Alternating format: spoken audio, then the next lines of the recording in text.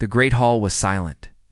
10,000 aliens from across the galaxy sat in their seats and watched as the Veil High Council prepared to speak.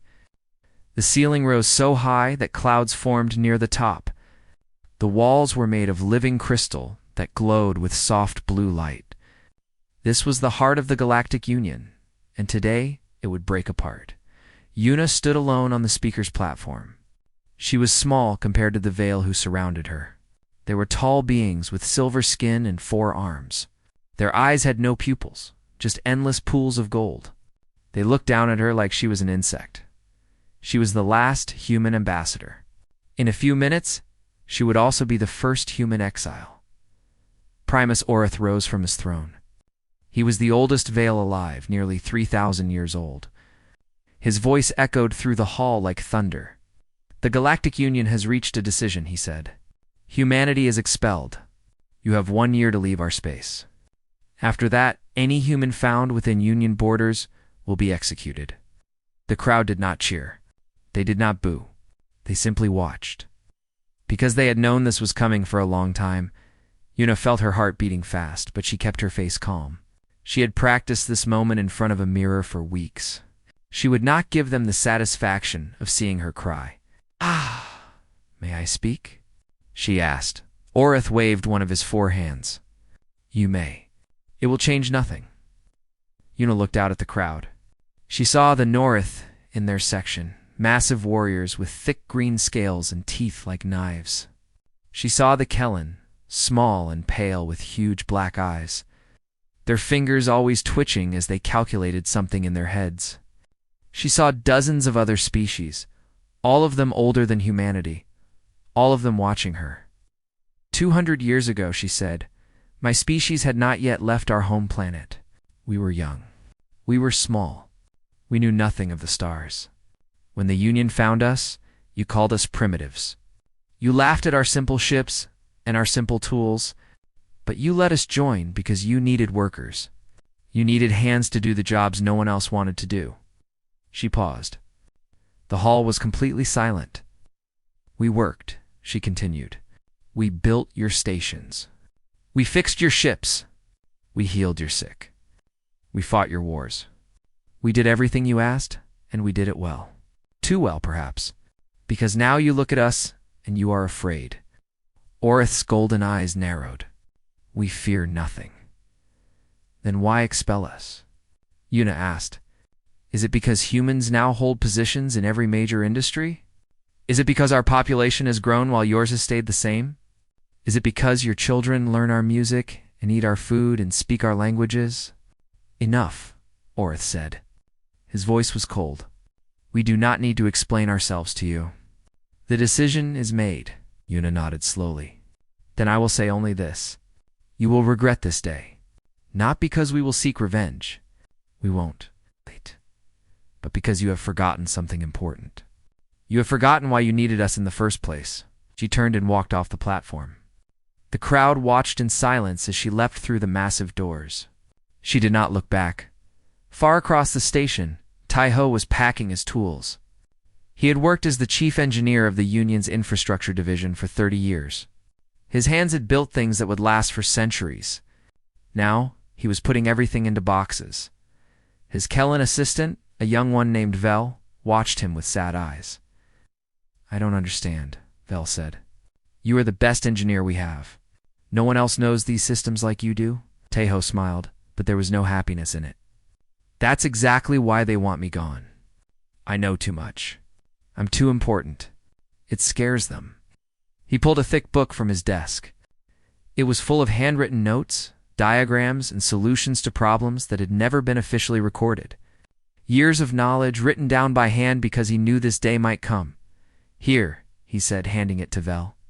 This is everything I know. Every trick, every shortcut, every fix that isn't in the official manuals. Take care of it. Vel looked at the book like it was made of gold. I will study it every day. Don't just study it, Tai-Ho said. Understand it. Learn to think like I think. Because if you just follow the steps without understanding why, you will fail when something unexpected happens. Vel nodded, but Tai-Ho could see the confusion in those big black eyes. The Kellen were brilliant at following procedures. They could memorize entire libraries. But thinking differently, solving new problems, creating something from nothing that was not their strength. That was humanity's strength. And soon, the Union would have none left. On the other side of the station, Doyen sat in a dark room with General Vecca of the North Military. Vecca was huge, nearly 3 meters tall, with scales the color of dark emeralds. But right now, he looked small. He looked afraid. "Your strategists have won every battle for the last 50 years, Vecca said quietly. "Every victory we have claimed, a human planned it. What will we do without you?" Doyen poured 2 glasses of something strong. "You will do what you did before we came. You will fight with honor and strength. Before you came, we lost as many battles as we won," Vecca admitted. "Our tactical schools closed 3 generations ago. We forgot how to think about war. We just followed your plans, then opened the schools again. Learn to think for yourselves." Vecca shook his massive head. "It takes generations to build such knowledge. We don't have that time." Doyen drank his glass in one long swallow. He felt sorry for Vecca. The general was a good being, honest and loyal. But he was also a product of a system that had grown lazy. They all were. 6 months later, the last human ship left Union space.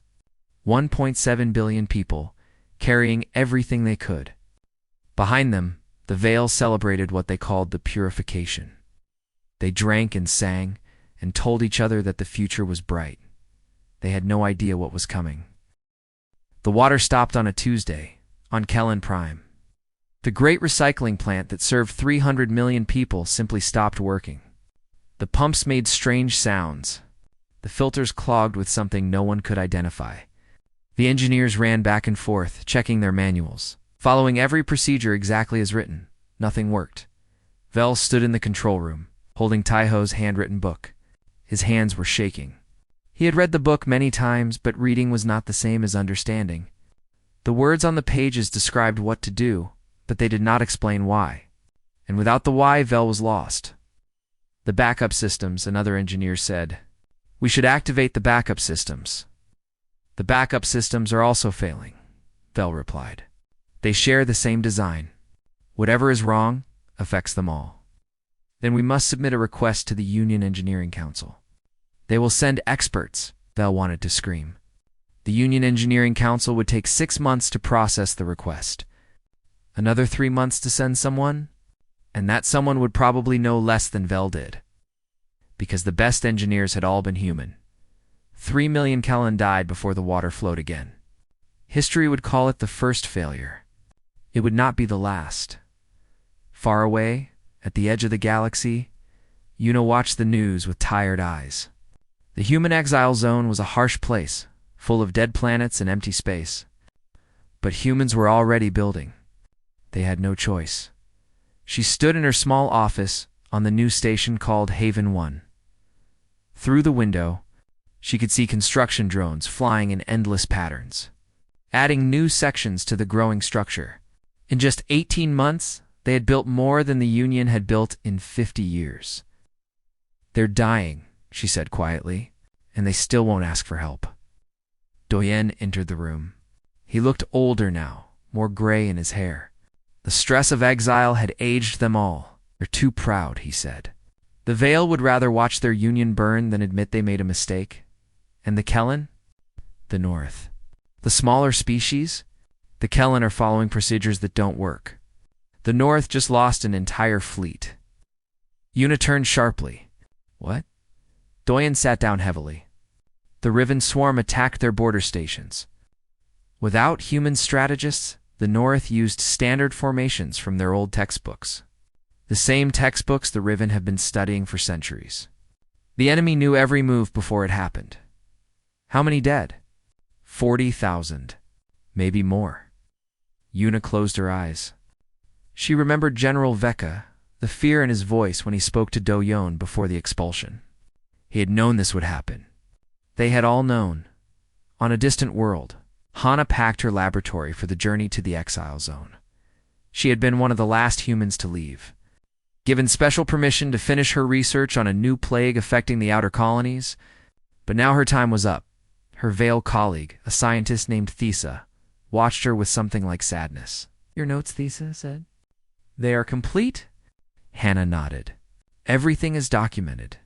Every experiment, every result, every theory. But the intuitive leaps, the moments when you saw patterns no one else could see, how do we document those?" Hannah had no answer. How do you teach someone to think in new ways? How do you explain the feeling you get when you know an answer is right, even before you can prove it? "You'll figure it out," Hannah said, though she did not believe it. 6 months after Hannah left, the plague spread to 12 more worlds. Thesa followed the notes exactly, tried every approach Hannah had suggested. Nothing worked. The disease changed, adapted, became something new, and the Vale scientists, for all their knowledge, could not adapt with it. Deep in Union space, Minho sat in a dirty bar on a station that had seen better days. He was the only human for 1,000 light years. His forged identity papers said he was a Kellen-human hybrid, rare but not impossible. So far, no one had looked too closely. He watched the news screens above the bar. They showed Primus Oreth giving a speech about temporary difficulties and the strength of the Union. The aliens around him watched with empty eyes. They had stopped believing the speeches long ago. A North soldier sat down next to Minho. He was young, barely old enough to fight. There was a fresh scar across his face. "You're not from around here," the soldier said. Myth kept his voice calm. "I'm from the outer systems. Just passing through. Everyone's just passing through these days. Going somewhere safer." The soldier laughed bitterly. "If anywhere is safe anymore, what happened to your face?" The soldier touched his scar. "Riven attack. My whole unit was destroyed. I only survived because I got knocked unconscious and they thought I was dead. I'm sorry." "Don't be. I used to hate humans, you know. My father always said you were weak, too soft for real war. But now I think maybe you were the only thing holding us together." Minho said nothing. He finished his drink and left the bar. That night, he sent a coded message back to the exile zone. "They're starting to understand," he wrote. "But understanding won't save them. The cracks are too deep. The system is too broken. They built their civilization on our backs, and now that we're gone, they're falling. I don't know if anything can stop it." Yuna read the message in her office. Outside her window, Haven Wan was now a city of lights, home to 50 million humans. They had running water, clean air, good food. They had built it themselves, with their own hands. In less than 2 years, she looked at the distant stars, toward Union space, and wondered how many would die before this was over. She wondered if she could have done something different, said something different, to change the outcome. But deep down, she knew the truth. The Union had planted the seeds of its own destruction long before she was born. Humanity had just been the water and sunlight keeping the dying tree alive. Now the water was gone, and the tree was finally falling. All they could do was wait and watch. The hyperspace beacons went dark on the same day across 1,000 systems. These beacons had guided ships through the void for 10,000 years. They were the veins of the Union, carrying trade and travel and communication from one end of the galaxy to the other. Without them, ships were blind. Without them, worlds were alone. The Kellen scientists who had improved the beacon network gathered in emergency meetings. They studied their modifications, their upgrades, their perfect mathematical enhancements. Everything looked correct on paper. Everything should have worked, but the original beacons had been designed by human engineers. And those engineers had built in something the Kellen never understood: flexibility. The beacons were meant to adapt, to change, to fix themselves when something went wrong. The Kellen improvements had removed this feature. They had called it inefficient. Now 1,000 worlds paid the price for that efficiency.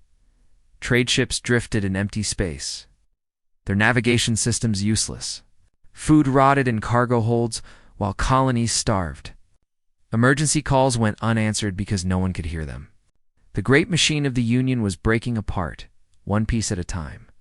On Vale Prime, Primus Oreth faced a council in open revolt. "This is your fault," the North representative shouted, his green scales dark with rage. You drove out the humans. You broke what they built. And now my people die, while you make speeches about purity. The North have always been quick to blame others, Orth replied coldly. Perhaps if your warriors were better trained, our warriors followed your orders. They used the strategies your union approved. The strategies that worked only because humans designed them. The Kellen representative spoke next, her voice high and thin. 30 million of my people are dead. Plagues, starvation, infrastructure collapse. We demand reparations. Reparations. Arath laughed, but there was no humor in it. From whom? We are all suffering. Then we demand the humans return. The chamber went silent. No one had said it out loud before. No one had been willing to admit what everyone was thinking. Orith's golden eyes blazed. Never. We will never crawl back to those primitives. Then the Union will die, the Kellen said simply, and we will die with it. Far from Vale Prime, a small Kellen ship crossed into human space. It carried 3 diplomats and a message for Una. She met them in a conference room on Haven 3. They looked thin and tired. Their clothes were worn. Once Kellen diplomats had dressed in fabrics worth more than a human worker earned in a year. Now they wore whatever they could find. We come with an offer, the lead diplomat said. His name was Pell, and his hands would not stop shaking. Return to Union space. Help us rebuild. In exchange, full citizenship, formal apologies, and reparations for your suffering. Una listened in silence. When Pell finished, she spoke carefully. 4 years ago, your council called us genetic mistakes, cultural contamination, a disease to be removed. Now you want us to save you, Pell admitted. We were wrong. We are sorry. Are you? Or are you just afraid? Pell had no answer. Una brought the offer to the Confederation Assembly. The Great Hall on Haven 1 was packed with human representatives from every colony. They listened as she explained the Kellen proposal. Taiho was the first to speak against it. They didn't want our help, he said, his voice hard. They wanted our labor, without our presence. They wanted what we could do, not who we are. If we go back now, we go back as tools.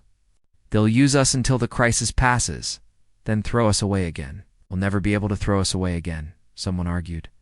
This time, they know what happens without us. It's not the point. Taiho shook his head. The point is respect. They never respected us. They only needed us. Those are not the same thing, Hannah stood to speak. Her time in exile had been spent building hospitals, treating the first refugees who had begun trickling across the border. There are billions of innocent people in Union space, she said. Children who had no say in the expulsion. Ordinary workers who just want to live their lives. Do we let them die because their leaders were cruel? We didn't kill them, Taiho replied. Their leaders did. Let their leaders save them. Their leaders can't. That's why they're asking us. The debate went on for hours. Voices rose and fell. Old wounds were opened and examined. Finally, Doyen asked for silence. I have studied this situation from every angle, he said. Militarily, economically, politically.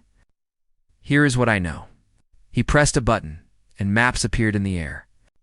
Maps of Union space, covered in red marks showing failures, conflicts, disasters.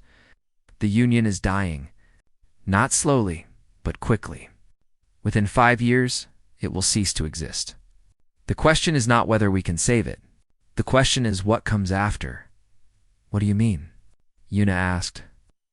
If we return now, we return as saviors. We will hold all the power. The Union will become dependent on us in ways that can never be undone. We will essentially rule the galaxy. Doyen paused. Is that what we want? Is that burden something we're willing to carry? The room was silent. There is another option, Doyen continued. We wait. We let the Union fall. We accept refugees. We build our own civilization, strong and independent. And when the dust settles, we help rebuild not as saviors, but as equals. How many will die if we wait? Hannah asked quietly. Doyen's face was grim. Billions. Maybe more. Una felt the weight of the decision crushing her. There was no good choice. Only terrible ones. The assembly voted that night. They would wait.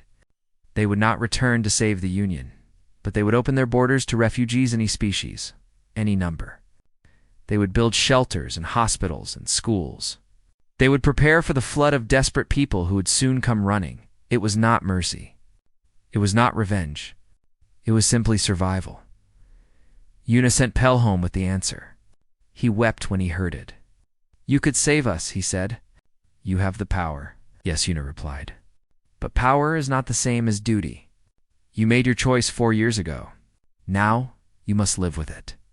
She watched his ship disappear into the dark, carrying the last hope of the Union back into the dying light. Primus Orith died on a cold morning, killed by his own guard. The assassin was young, barely 100 years old by Vale standards. When they captured him, he did not run. He did not fight. He simply said, "He killed our future. I killed him. Now we are even." The news spread slowly through the broken communication networks. On some worlds, people celebrated. On others, they wept. On most, they simply shrugged and went back to the business of survival. Orith had been a symbol of the old Union. Now the old Union was truly dead. The official dissolution came 3 days later. A short message, broadcast on whatever channels still worked, announced that the Galactic Union no longer existed. Each species was now responsible for itself. The great experiment of 10,000 years was over. Civil war followed. It was not one war, but hundreds, thousands, a galaxy tearing itself apart.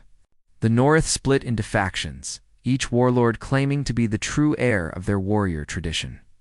The Kellans sealed their borders and activated ancient defense systems, shooting down any ship that came too close. Smaller species fought each other over scraps of territory, scraps of food, scraps of hope. Minho ran through a burning station, his forged identity papers long since destroyed. It no longer mattered who he pretended to be. In the chaos, everyone was just trying to survive. Behind him, explosions shook the walls.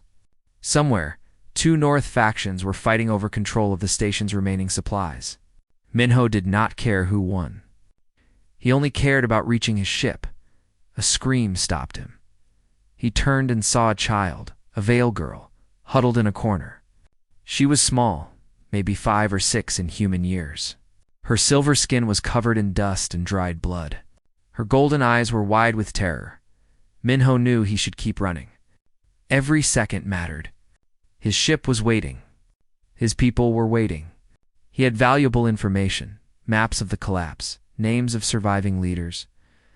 He was important. But the child was crying, and something in his chest broke. He ran to her and knelt down. Hey, look at me! "Are you hurt?" She shook her head. "Where are your parents?" She pointed down the corridor where a section of the ceiling had collapsed. Minho understood. She was alone now. "Okay," he said, and he surprised himself with how calm his voice sounded. "Okay, you're coming with me. What's your name?" "Sora," she whispered. "That's a pretty name." "I'm Minho. Hold my hand and don't let go, okay?" She grabbed his hand with all her strength. Together, they ran through the burning station, dodging debris and gunfire until they reached the hangar. Minho's ship was the last one left, a small cargo vessel that had seen better days. They launched just as the station's reactor went critical. Behind them, the whole structure dissolved into fire and light. Sora pressed her face against the window and watched her home die. "I'm sorry," Minho said. She didn't answer. She just kept watching until there was nothing left to see. The refugee ships came by the thousands. Una stood on the observation deck of Haven 7 and watched them arrive. An endless stream of lights against the dark, each one carrying hundreds or thousands of desperate beings. They came from every corner of former Union space. Vale and Norith and Kellen and species she had never seen before. They came with nothing but the clothes on their bodies and the fear in their eyes. "We don't have enough room," her assistant said. "We don't have enough food. We don't have enough medicine. Then we build more room. We grow more food. We make more medicine." Yuna's voice was tired but steady. We don't turn them away. Some people are saying we should. They're saying these aliens treated us badly. They're saying we owe them nothing. Oh. Yuna turned to face him. If we become like them, if we judge innocent people for the sins of their leaders, then what was the point of surviving? What was the point of building all this? She gestured at the station around them. Haven 7 was the largest structure humans had ever built. It could house 20 million people. By next month, it would need to house 50 million. We show them who we are, Yuna said. We show them that humanity is better than revenge. Taiho worked without rest. His hands were blistered and bleeding, but he didn't stop. There were power systems to install, water recyclers to build, air purifiers to maintain. The refugee ships kept coming, and the stations kept growing. And there was always more work to do. A young Kellen engineer worked beside him. Her name was Detta, and she had arrived on one of the first refugee ships. She had been a junior technician on Kellen Prime. One of the few who had actually tried to understand Taiho's handwritten notes. You work differently than we do, she said one night during a brief rest. You don't follow the procedures. Procedures are guides, not laws, Taiho replied. When the situation changes, you change with it. That is terrifying. Taiho laughed, and it felt good to laugh. That's what makes it work. Fear keeps you careful. Creativity keeps you alive. Detta thought about this for a long time. Then she picked up her tools and went back to work. Hannah's medical bay was never empty. She treated burns and infections, malnutrition, and radiation sickness. She held the hands of dying patients and comforted crying children. She worked until she collapsed. Slept for a few hours, then started again. One day. Minho arrived with Sora. The girl was healthy but silent. Her eyes still haunted by what she had seen. She won't talk, Minho said. Not since we left the station. Hannah knelt down to meet Sora's eyes. That's okay. You don't have to talk. You just have to heal. Sora looked at her for a long moment. Then, slowly, she reached out and touched Hannah's face. Her small fingers traced the lines of exhaustion around Hannah's eyes. You're tired, Sora said. Her voice was barely a whisper. Hannah smiled despite everything. Yes, but tired is okay. Tired means I'm still fighting. That night, Sora slept in Hannah's quarters. It was the first time she had slept without nightmares. Doyen stood at the border, watching his defense grid. The sensors showed movement in former Union space. North warlords probing for weakness, desperate factions looking for new territory to conquer so far. He had turned them all back without firing a shot. The Human Confederation's defenses were too strong, too advanced.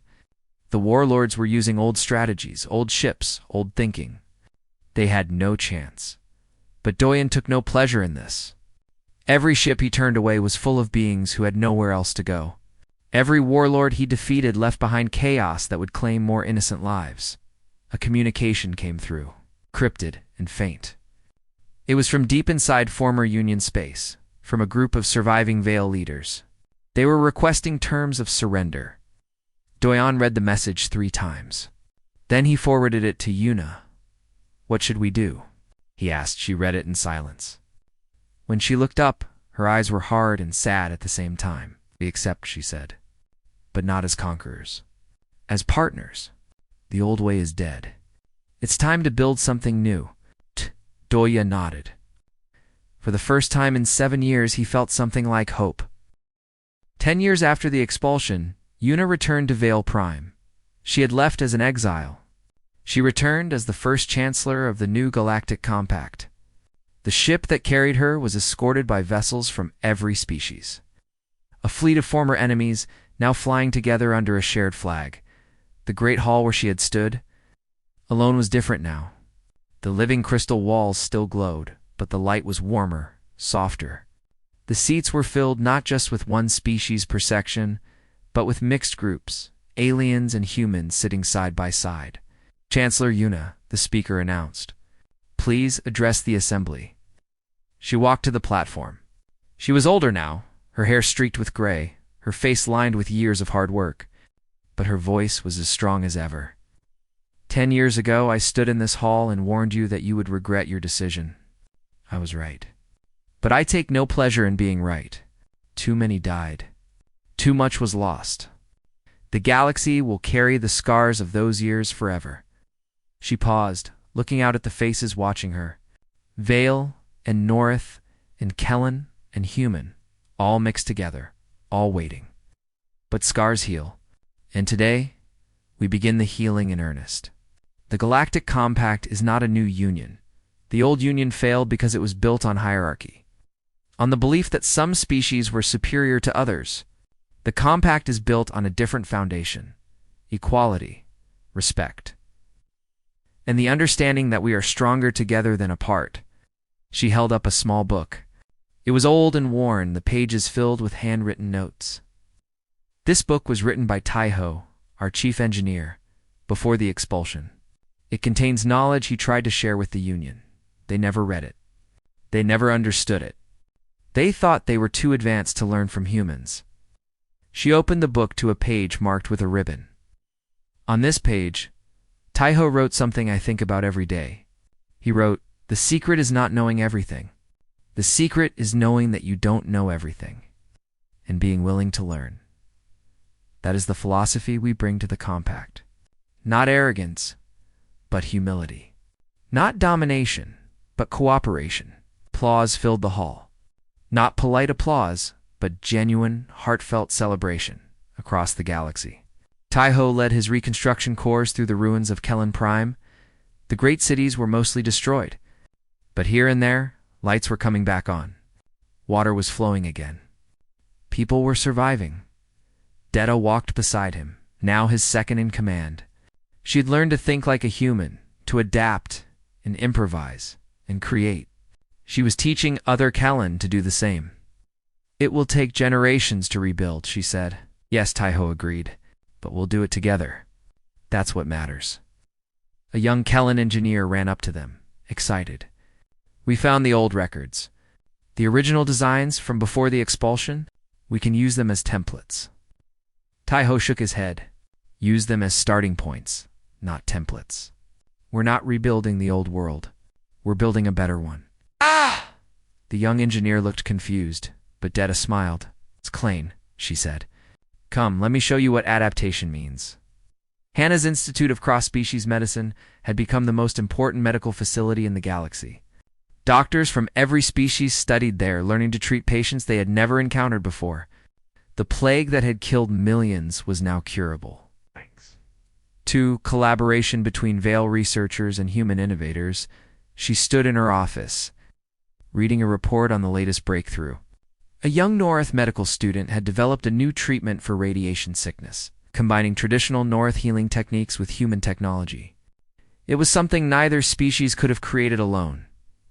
There was a knock at her door. Sora entered, now a young woman, tall and graceful, with silver skin that caught the light. "Dr. Hannah," Sora said formally. Then she smiled. "I mean, Aunt Hannah." Hannah laughed and hugged her. "You don't have to call me that anymore. You're an adult now." "I know. But I want to." Sora's golden eyes were warm with affection. "You saved my life. You and Minho, I never forget that. How is your father? Busy as always?" "He's running trading routes between human and North space. He says business has never been better. And your studies?" Sora's smile grew wider. "I've been accepted into the diplomatic academy. Yuna herself wrote my recommendation." Hannah felt tears in her eyes. The little girl who had lost everything, who had watched her world burn, was now going to help build the peace between species. "Your parents would be proud," Hannah said. "I know," Sora replied. "But I had new parents to raise me, and they were pretty good too." Doyan inspected his troops on Haven Station. The Compact Defense Force was the first truly integrated military in galactic history. North warriors stood beside human soldiers. Kellen technicians worked with Vale strategists. They wore the same uniform, swore the same oath, served the same cause. A young North officer approached and saluted. "Hi, Marshal. The training exercise is ready to begin." "Thank you, Lieutenant. Let's see what they can do." The exercise was complex, designed to test cooperation between species. The teams faced simulated enemies, unexpected challenges, impossible situations, and they adapted. They improvised. They won. Afterward, Doyen addressed the assembled troops. "When I was young," he said, "I was told that different species could never truly work together, that our differences were too great, our histories too bloody. But look at you. North and human fighting side by side. Kellen and Vale planning together. You have proven that the old thinking was wrong." He looked at each face, alien and human alike. "We are not strong because we are the same. We are strong because we are different. Each of you brings something unique. Each of you makes us better. Remember that. Always remember that." The troops cheered, and the sound echoed through the station like a promise. The memorial on Vale. Prime was unveiled on the 10th anniversary of the expulsion. It stood in the great plaza before the assembly hall, a massive sculpture of hands reaching toward each other. Vale hands, and North hands, and Kellen hands, and human hands, all grasping, all connected. Una gave the dedication speech. The plaza was filled with beings from every species, come to witness this moment of healing. "They thought they were casting out a weakness," she said, her voice carrying across the silent crowd. "They did not understand that what they called weakness, our adaptability, our stubbornness, our refusal to accept impossible, was the very thing holding them together." She looked at the sculpture, at the hands frozen in eternal connection. "We do not return as conquerors. We return as partners. We have learned something important in our years of exile. We have learned that no species can survive alone. We have learned that our differences are not obstacles but gifts. We have learned that the future belongs to everyone, or it belongs to no one." She turned back to the crowd. "This memorial is not about blame. It is not about shame. It is about remembering what happens when we forget our connection to each other. And it is about promising that we will never forget again." The crowd was silent for a long moment. Then, slowly, applause began. It started with the humans, but it spread quickly to the North, to the Kellen, to the Vale, to every species in the plaza.